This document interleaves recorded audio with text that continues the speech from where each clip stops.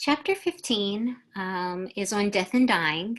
And one thing that I really like about this chapter is after the introduction, it kind of clearly lays out, how the chapter is organized, how they're going to be approaching it. Something that not all the chapters normally do. And for this particular chapter, I will be following the textbook pretty closely and will really only be adding a minimal amount of additional material. But the chapter begins with the introduction that death is inevitable. We're all going to die.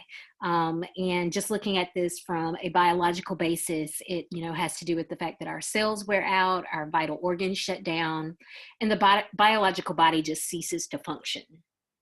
However, the process of dying and the moment of death aren't just biological. They are also, as your book notes, profoundly social. Because if it wasn't, we wouldn't be studying this. We would not be approaching it from this sociological perspective. So why do we study it sociologically? Well, there is, the matter of there are cultural practices surrounding dying and death. And of course, those cultural practices are rooted in given societies and their culture. And so what we mean by this are, specific rituals and rites and representations, belief systems, all of that. And then also the fact is that causes of death are that are related to human behavior and larger social conditions, death-related trends that indicate differences, between disparities between different groups based on race or gender or socioeconomic status. That is a point of interest for sociologists. And then, of course, how people understand and make sense of death, their own as well as their loved ones. And then also just for people who work with people who are dying or the dead, how they process that. And so the chapter is organized to kind of address each of those topics, focus on each of those topics separately. So it begins by analyzing the concept of death, and then there's a discussion related to causes of death and how it varies both between and within a country. And that's the section where, of course, I kind of have to add additional material because the authors are, based out of Europe, particularly the UK. And so I add additional material to make it more relevant to the United States. Then comes a section on, whether or not we have a death-denying nature in contemporary society. So the introduction of that term and a discussion of that debate. Then there is a discussion around the rites and rituals associated with dying and death. And then the end of the chapter kind of discusses the experience of those who are dying, how they make sense of their impending death, and as well as the experience of healthcare workers and professionals who work with the dying.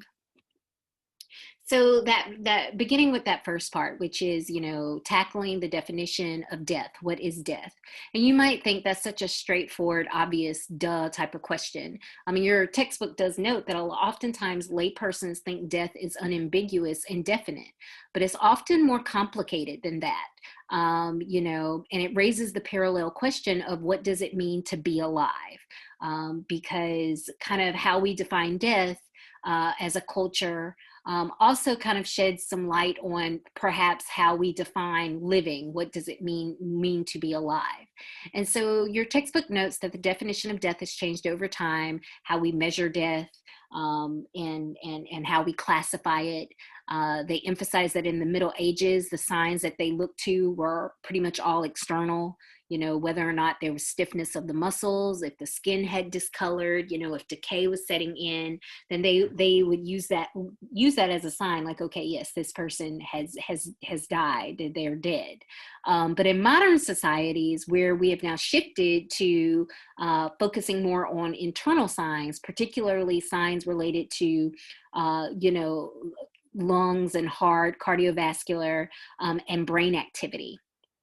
And so, this has made it a little bit more complicated, because particularly when you consider the role of technology and the fact that technology has advanced to the point where, we have machines that can, you know breathe for people, keep people's heart beating.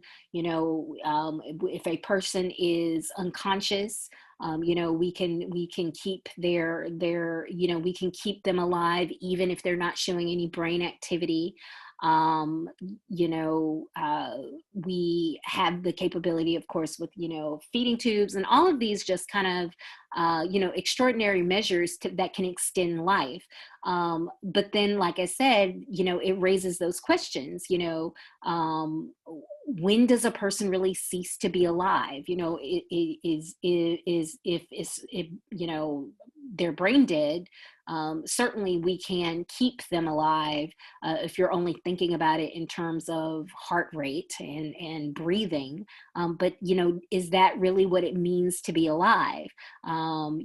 Is being alive being this, does that meet our definition if you're being kept alive by machine? And so in this way, although machines have, this technology has been great about, allowing us to save lives or to provide end of life care, it also has raised some really thorny issues about the concept of death.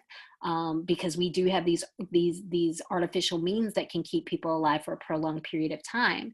And I know for a lot of you, you were either not alive or very young, and you probably don't remember the Terry Schiavo, and I could be butchering her last name, to be honest. You don't remember that case. I was, 10, 11 when it happened. This is like the 1990s, early 1990s. But this was a case that really captured national attention because it raised that very question, about what does it mean to be alive, and how do you decide to stop providing, this end of life care. Who has that right to make that decision? Because in her case, uh,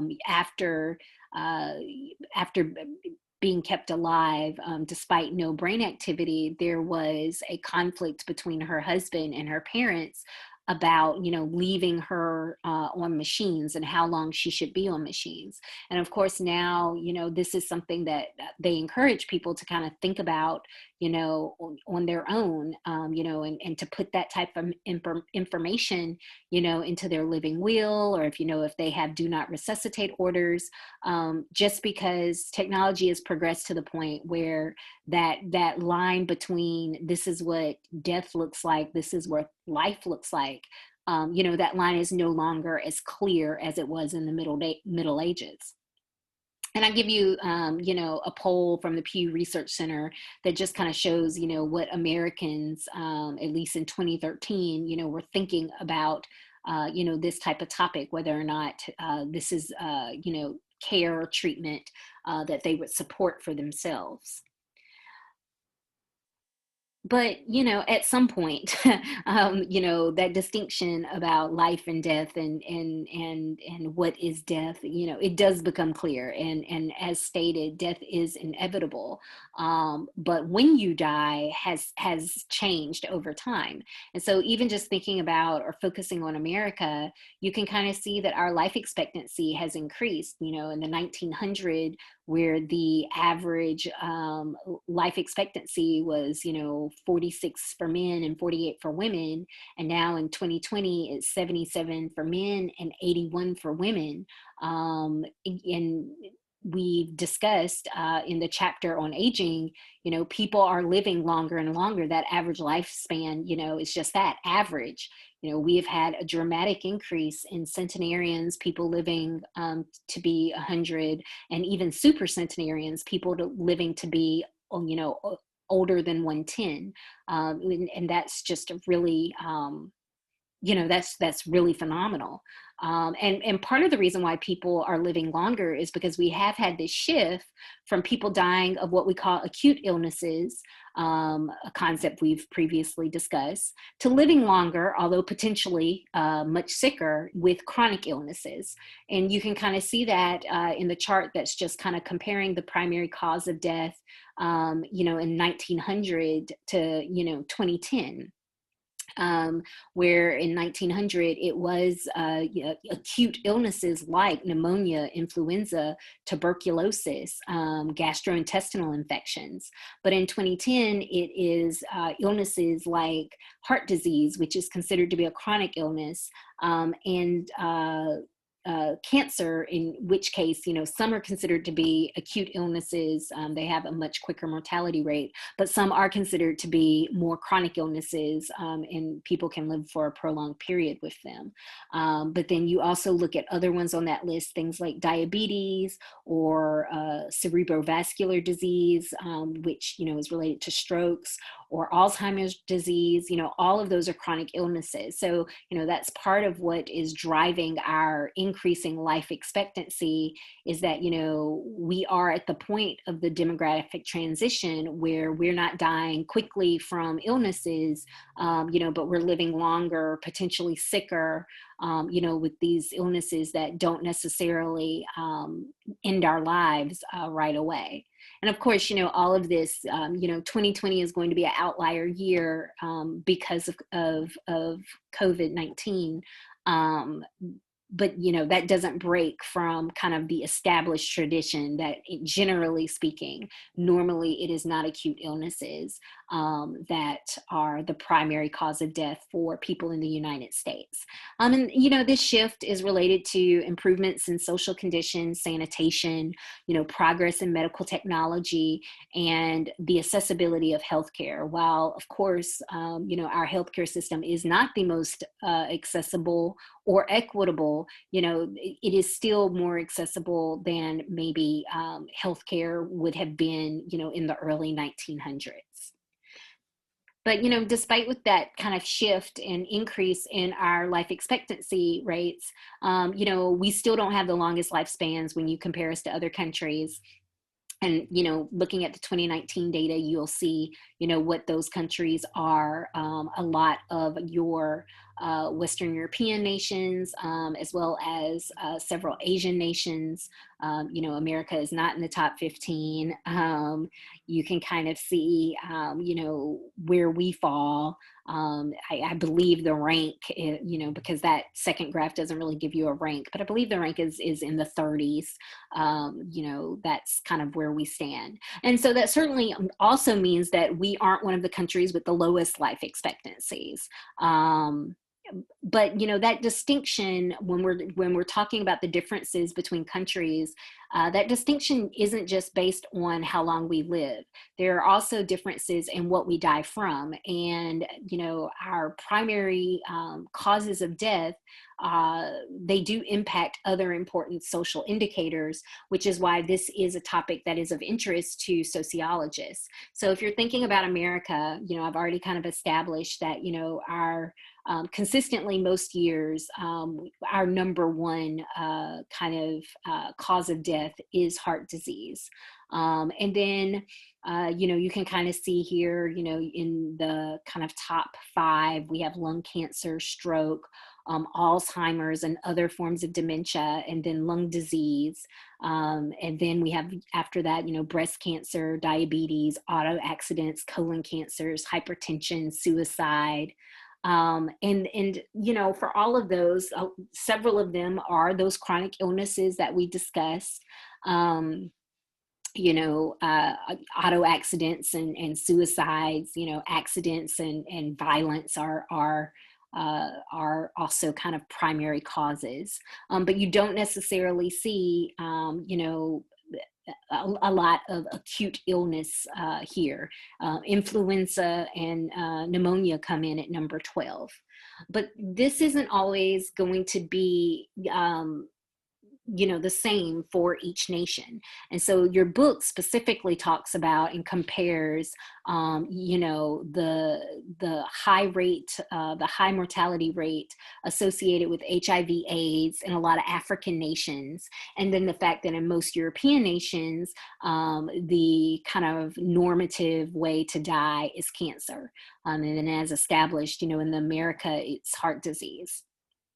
And then they do talk about just kind of how, when there are wars, and those types of kind of violent, kind of global campaigns against terrorism, like what we've had for a very prolonged period of time, how that impacts mortality rates of individual countries as well. Although, they also note that's harder to get more precise data about, than these other, contributors to death. And so, if you think about how, what aspects of society, are influencing, why that is the normal way to die in these three places, the sociological kind of perspective doesn't just shine light on why are these, more or less fatal in given countries.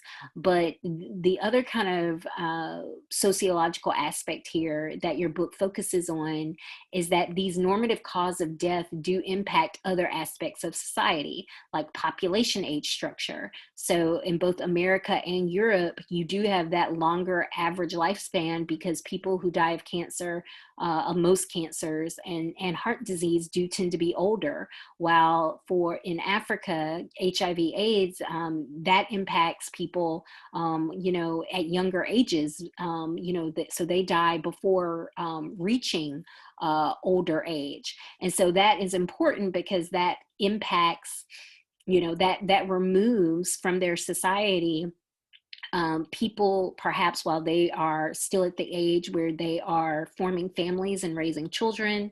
It removes people that, would have been able-bodied workers and contributors to the economy. And so, once again, that's another way that this has a larger sociological impact, is it can influence things like poverty rates and childhood poverty rates. It influences, kind of healthcare. What is the burden on healthcare? One thing that you hear a lot about in America, and what we discussed in the aging chapter, is because our baby boomer population, was such a large generation, the fact that they are now kind of entering into older age and, with these chronic diseases, that is taxing our healthcare system in different ways than, if they were healthier, or if their generation was smaller.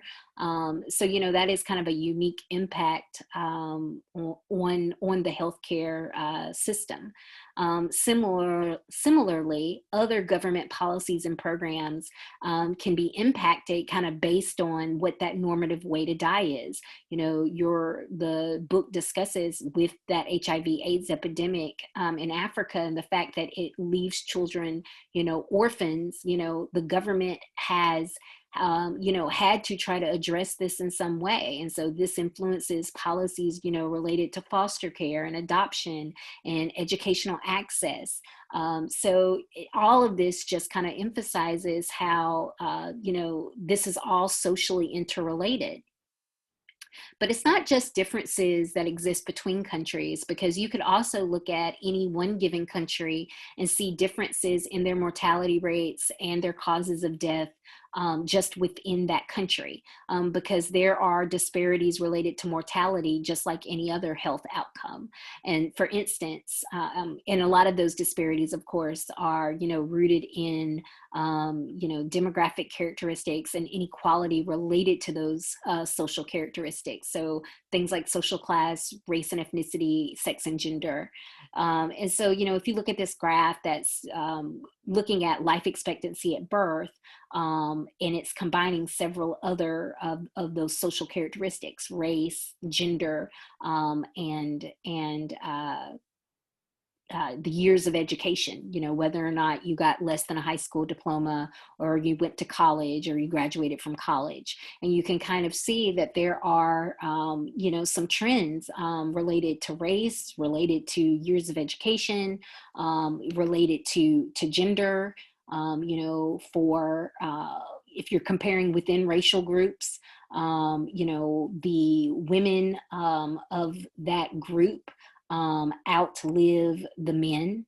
If you are just comparing, in terms of education, you can see that for all races, the more years you spent in school, which is, of course, correlated probably to your occupation and your, eventual income.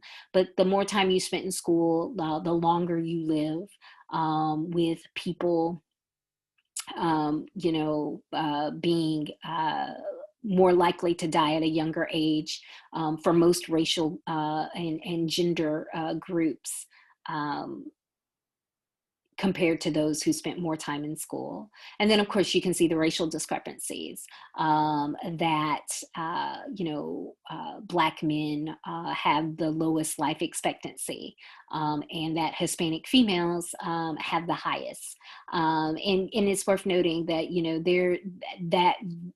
there has been some debate, around what they call that Hispanic paradox. Because that is a surprising finding. And there are some people that say that data needs to be interpreted in different ways, which is why sometimes you'll hear it said that, white women have the highest life expectancy in the United States. But, all of this just kind of emphasizing that there are clear trends related to other social characteristics, and probably rooted in other social inequities that are contributing to differences in mortality.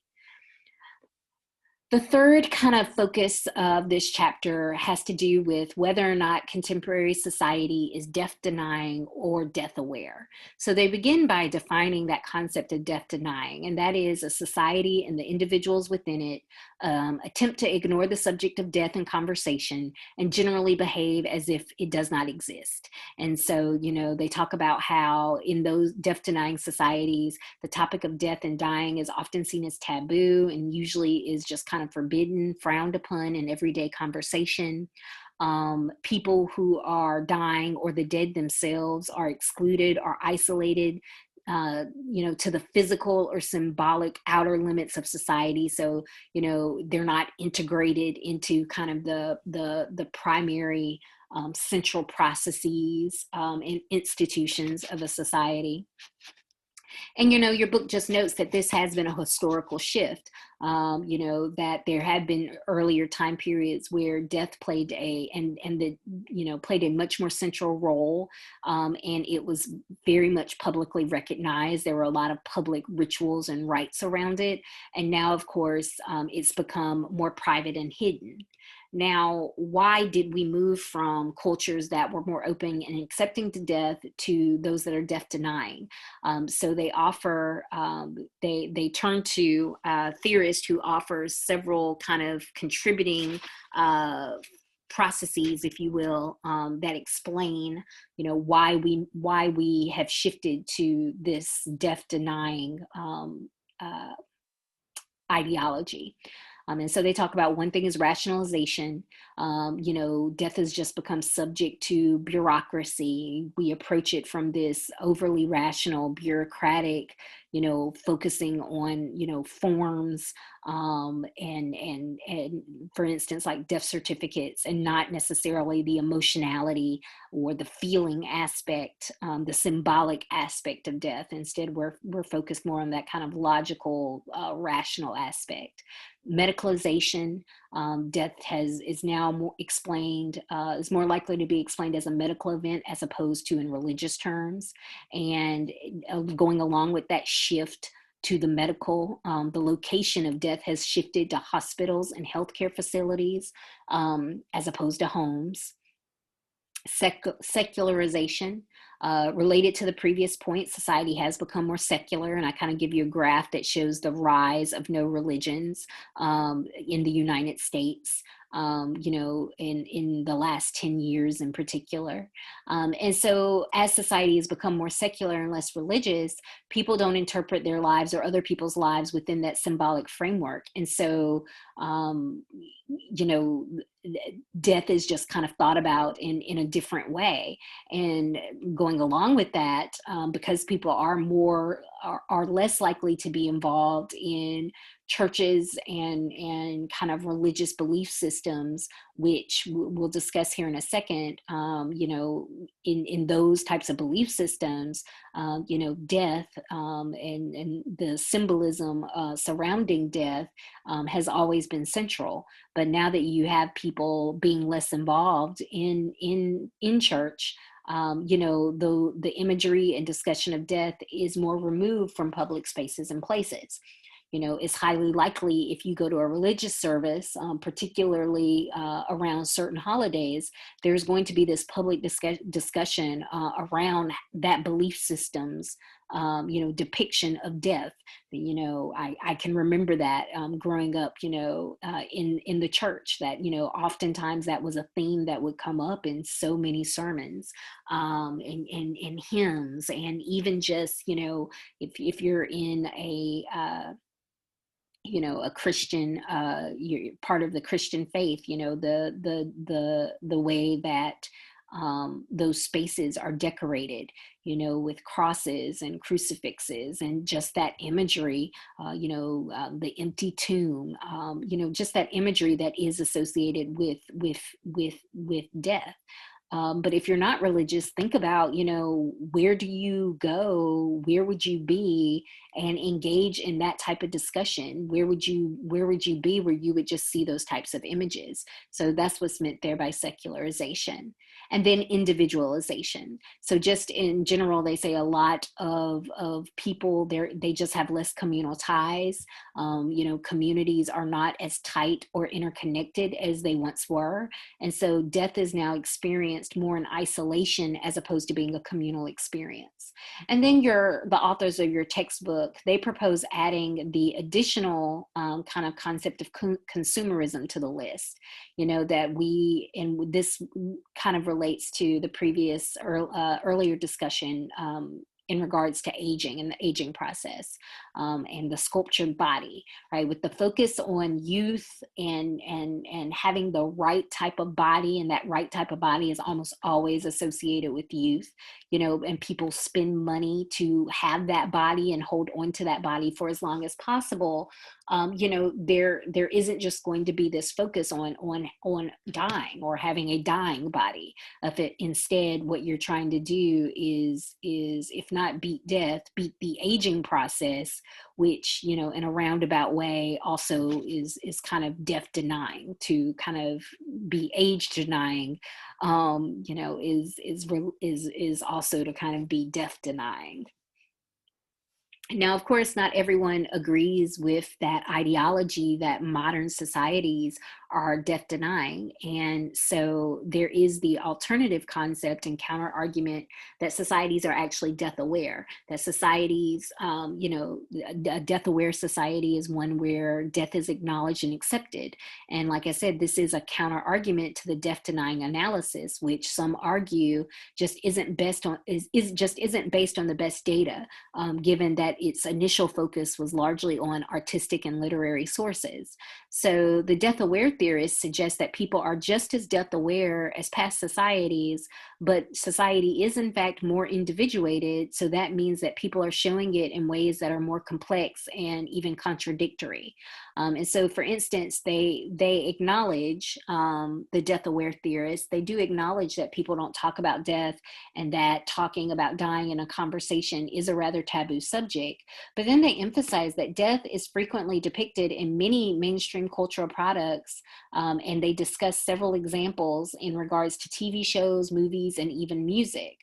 So it doesn't seem like that if you look at kind of the kind of cultural components of a society, its products, it doesn't seem like people are running away from the idea of death or pretending like it doesn't happen.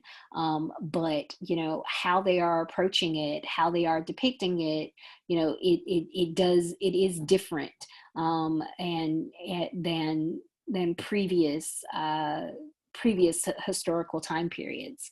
And so your authors just kind of note that, in contemporary society, there just really isn't a one size fits all. I mean, societies have become more diverse, in terms of, not just race and socioeconomic status, but they've become more diverse in belief systems and attitudes, and just different perspectives and ideologies. And so, of course, that means that instead of there just being this one size fits all outlook, there are myriad individual approaches that exist within the larger social context. And those individual approaches, some of them are much more death aware, and some of them are much more death denying. But really the point is it's hard to classify modern contemporary societies as being one or the other. The fourth component, looks at the rites, which rituals and ceremonies that deal with death. And this section begins by really emphasizing that these rites and rituals that surround death are socially important, and they serve a function, because they emphasize that when someone dies, it kind of tears apart, a social bond, in people are uncertain, and that kind of period of change and uncertainty that follows, where people have to kind of reestablish their lives and move on without that person. They say, it's these rites and rituals that help people make sense of that loss. And for a very long time, these rites and rituals were, of course, linked to religion, which your book notes. Religious narratives and symbols were the traditional discourse that people deployed to deal with and insist in their own dying or death of a loved one. And pretty much all known religions offer a core set of beliefs related to death and dying. And your book talks about several of those belief systems. They talk about, historical ones like, beliefs systems related to the Neolithic period.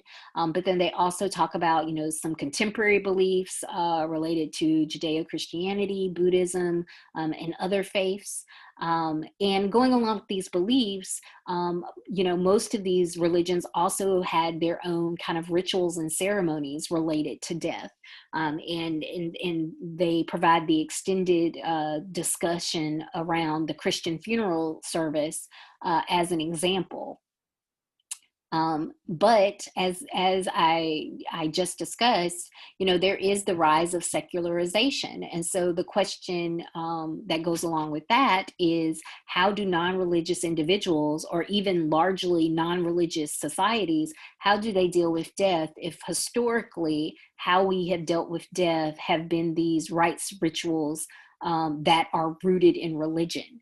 And I think your book makes a really good point that, these ceremonies do not have to inherently be religious.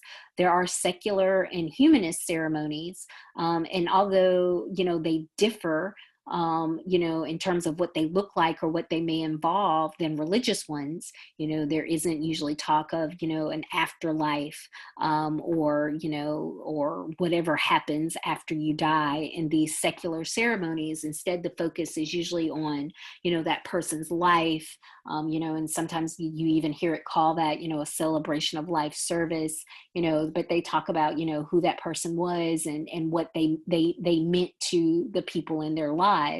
And so even though the ceremony itself looks different, the purpose and role, the function, if you will, if you want to use a functionalist perspective, but the function of the ceremony remains the same. It remains the same for people who are secular, as it does for, people who are religious.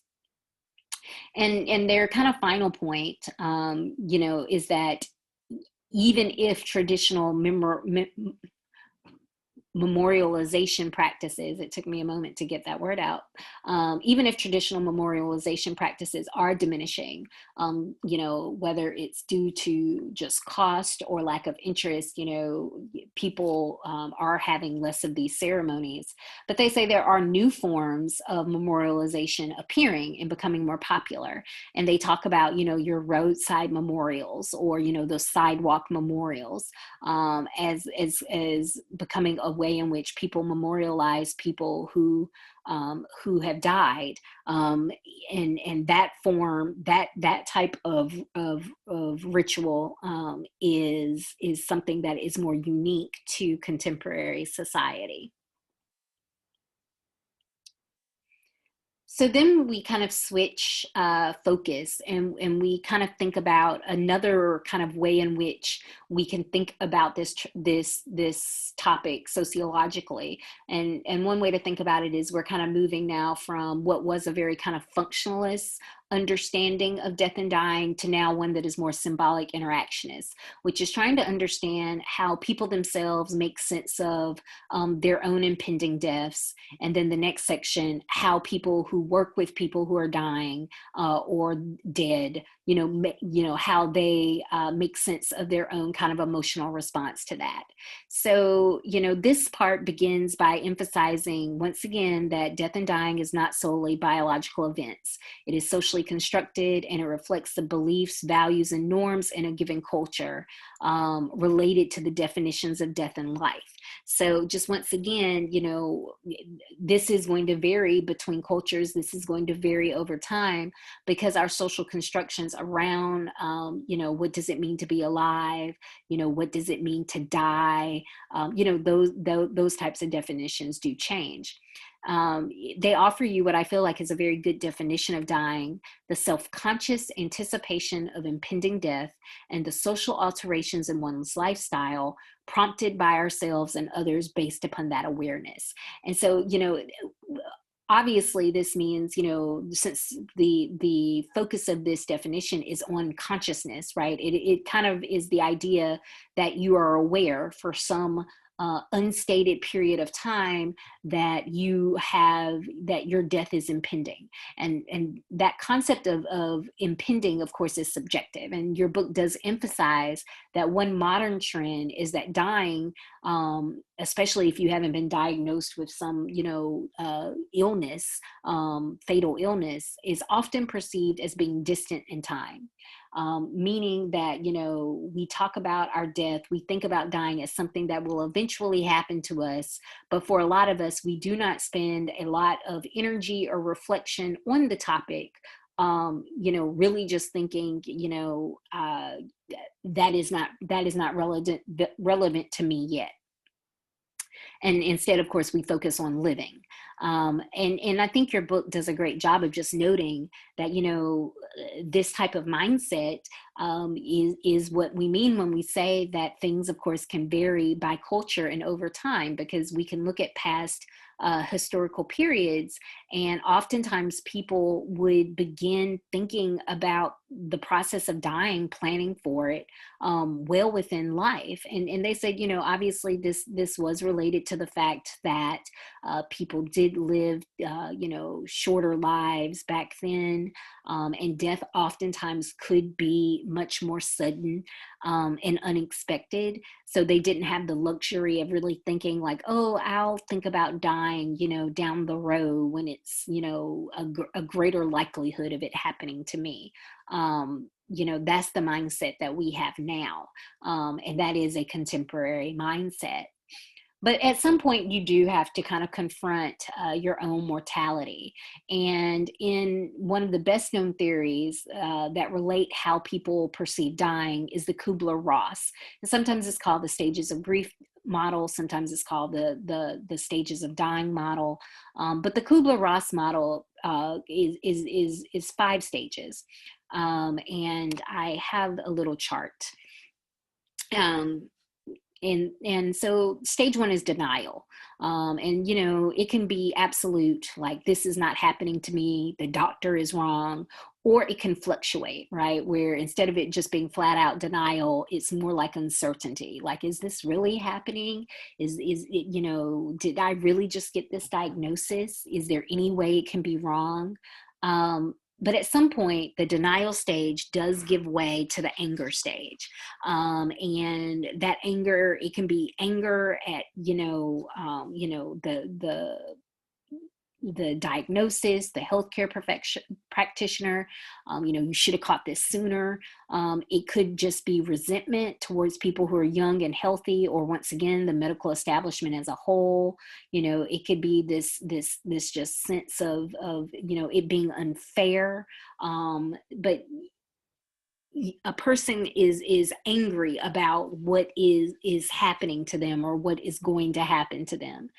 And then comes the bargaining stage. And, you're bargaining with God, or, whoever your higher power might be, or if you don't really have a higher belief in a higher power, maybe you're just kind of bargaining with fate. But, you're basically promising, that you'll be a better person, that you'll do good things, that you will make more of your life, if you don't die, or if you don't die soon. And you see the example quote there, I'll be kinder if I can just live to see my grandson graduate. But at some point it does hit people that, bargaining, it just doesn't work. It doesn't work that way. And at that point, what could happen is depression, where you're kind of feeling these overwhelming feelings of grief and loss and hopelessness. And the quote there, what's the point of living another day? Like, you're just extremely dejected about what awaits you. And then the final stage is acceptance. You may have inner peace. You might have just the quiet acceptance of the inevitable. You may just be kind of devoid of feeling, just very neutral about what may happen. But that's what the Kubler-Ross model looks like. And it's since been applied to other phenomena besides dying and death. So you perhaps have maybe even seen it, in another class in relation to another topic.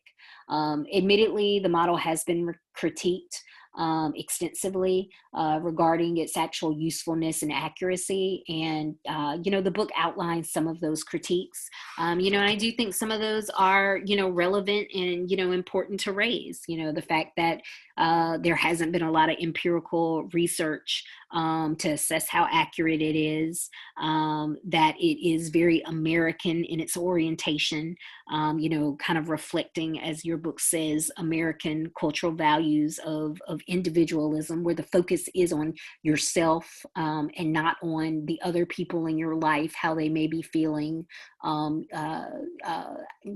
concern for them and their responses. And there are other cultures where the focus is much more on the communal and the group, as opposed to the individual.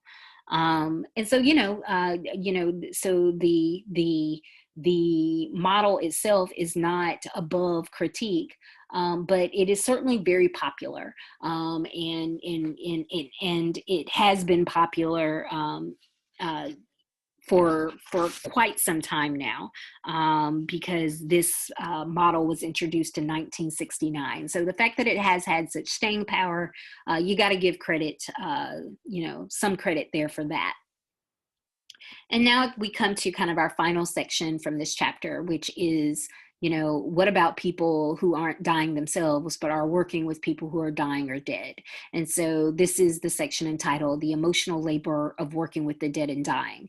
And so, given the number of people who now die at a healthcare facility, whether it's a hospital or assisted living facility, as opposed to their home, and of course, that was one of those shifts related to medicalization that was previously identified. What that means is they are dying in the presence of people who are not their loved ones, who do not necessarily have an emotional tie to them, but yet the kind of cultural response and approach to death and dying is based on so much emotion. So the question is if you have all these healthcare professionals who now have as part of their daily labor the care of people who are dying or who die, in their presence, in their care, how does this affect them? And so there are several theories and ideas that try to address this question. And the one your textbook focuses on is a theory of emotional labor. And it comes out of the work of sociologist Arlie Hochschild. And she wrote about this in 1983. And it's worth noting that her original work was actually based on flight attendants and the emotional exhaustion and burnout that they feel because their job requires what Hochschild labeled emotional labor. And emotional labor reflects the shift from work that requires a set of skills having to do with physical movement of the body to work involving emotions of the body. And so when you're doing this emotional labor, the kind of pressure is twofold. For one, you have to suppress what you are really feeling. And at the same time you're suppressing what you're really feeling, you have to perform emotions that you might not really feel, but that are part of your kind of professional, the professional obligation or expectation of your occupation. And so, of course, if you're thinking back to, the flight attendants, the expectation, of course, is that they're going to be flirty, they're going to be friendly and courteous and,